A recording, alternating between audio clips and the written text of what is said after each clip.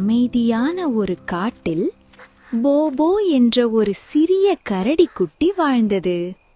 ஒவ்வொரு இரவும் போபோ மேலே பார்த்து கொண்டே இருந்தது.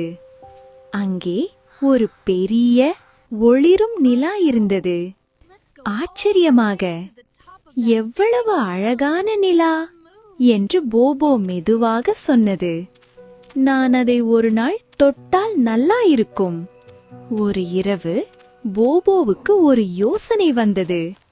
சிறிது உற்சாகமாக, நான் அந்த உயரமான மலைக்கு போய் ஏறுவேன் அப்படிச் சொல்லி போபோ பெரிய மரங்களை கடந்து மென்மையான புல்லை தாண்டி அந்த உயரமான மலைக்கு ஏற ஆரம்பித்தது.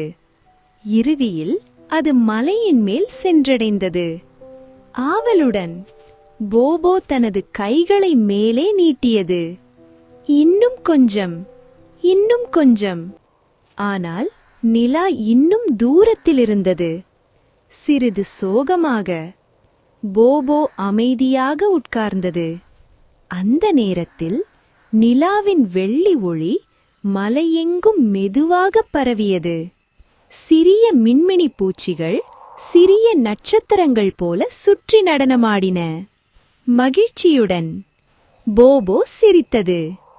நான் நிலாவை தொட்ட முடியவில்லை, ஆனால் நிலா என்னை தொட்டுவிட்டதே.